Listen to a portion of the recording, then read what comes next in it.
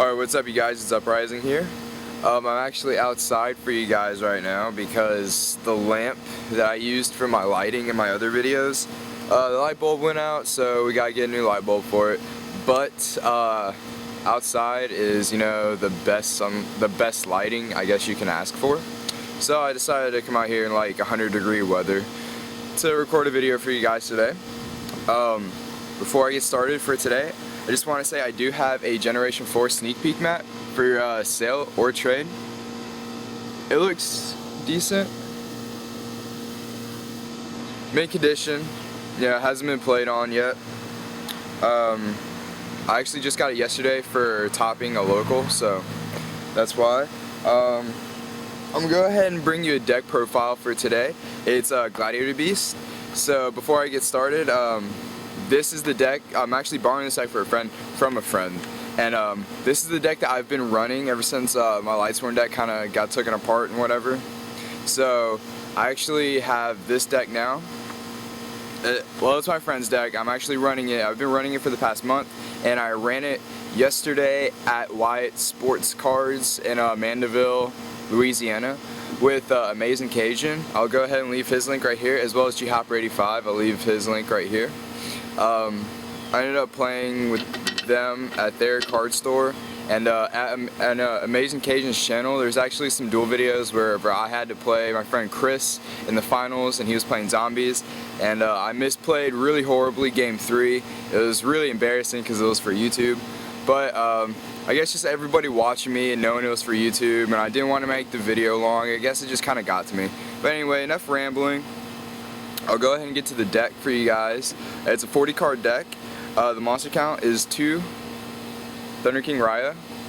It's you know, pretty standard in almost all Glad builds. 2 Liquaris.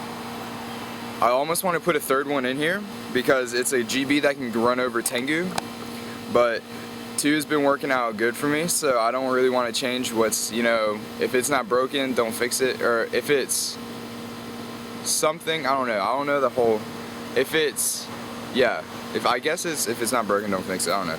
I just woke up, so I'm still kind of iffy. 2 requests is pretty standard. Then you got your standard Bestiari, 1 Rediari, Darius, 1 Murmula, 1 Hoplomys. The last is 1 Grimoire. This is the MVP of the monsters. This guy puts in so much work, it's pretty ridiculous. Very, very low monster count for Gladiator Beast. Onto the spells. On Triple Proving Ground. The reason why I made it so far at in the locals yesterday, which was Sunday at Wyatt's Sports Cards with Amazing Cajun and stuff, the reason why I made it so far is because I was main decking 3-dimensional Fissure. It's really my friends kept on telling me to main deck this, and I knew I should, but I didn't really want to because, you know, I didn't want to lose all my Gladiator Beasts and stuff like that if they got Dark Hold and whatnot. But really, this hurts the decks more than it hurts me. It hurts like plants obviously and stuff, and as much plant decks as there is in our meta, you really want to main deck Dimensional Fissures if you can. I know Samurais are starting to main deck D-Fissures, as well as Gladiator Beast should already be main decking them and stuff. It's just, it's too good to pass up, you know. Any decks that can main deck this and get away with it, you should. And that's really the reason why I made it so far yesterday. Next, you got 2 Forbidden Lance. This card's very versatile. You know, if you need to get over something, or if they like bottomless your Bestiari and you need to save it, you can lance it. It's very good. Activate it in damage calculation. I almost want to run 3 of this card, but like I said with the Liquaris, 2 has been working out good for me, and 2 is really all I need. So I'm gonna go ahead and leave it at 2. But I really do want to fit in the third one. 2 Mystical Space Typhoon is pretty standard right here. It's all staples. You got Dark Hole, Monster Reborn, and Book of Moon. Note that I'm not running Giant Trunade in this build. I did run Trunade to begin with whenever I first started running Gladiator Beast, but really I run a very trap heavy deck, and having like to reset my own traps was kind of bad. I guess it was pretty good. Like there's a couple times where I wish I had Trunade, but overall it didn't really help me all that much. But I took out the Trunade and I fit in the dimensional fissures and stuff like that. So I'm pretty glad, I'm really happy that I did that. But enough rambling. Very trap heavy deck. I think it's 15 or 16 spells, somewhere in there. First you got your 3 War Chariots. At first I was running 2 because I figured if you just would have drawn into 1, you can always recycle it with the quest. But with Tour Guide, with openers like Tour Guide to Sangan to Granosaurus, you really want to start off with that Chariot. That way you can Chariot and the Tour Guide. That way you don't have to warning it and stuff like that. Plus, I mean, it's also good with Tengu and stuff, so it's just overall a good card. 2 Solemn Warning. It's pretty much pretty standard right here. 1 Solemn Judgment. 2 Dimensional Prison. 2 Bottomless Chapel. This card actually works a lot more than you think it is. It's not really effective against plants, but whenever they start sync running into Hyper Librarian and stuff like that, then this card really shines at that point. Another versatile card along with Lance, Compulsory. Very versatile card, very good card. I'm glad that I ran this in 2s. 1 Mirror Force. And the last 2 cards is 2 Dark Bribes. I would just want to quickly touch on Dark Bribe real fast. I'm not running Torrential Tribute because I'm main decking D-Fissures and stuff like that, so I don't want to lose my field and remove from play my monsters and stuff. Okay, so why Bribes over 7 tools? Bribes is a neg 1, I know, and 1, you don't have to pay that 1,000 life points off because you're already playing 3 Solemns. But Bribe, it's a neg 1, but it stops spell cards. That's all that matters. 7 tools cannot negate these power cards right here.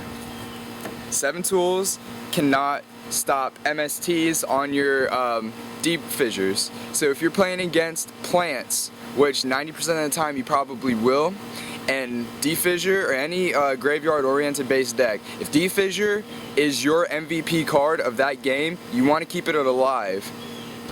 If they MST it, you can't 7 tools it. You can bribe it. So that's why I want to.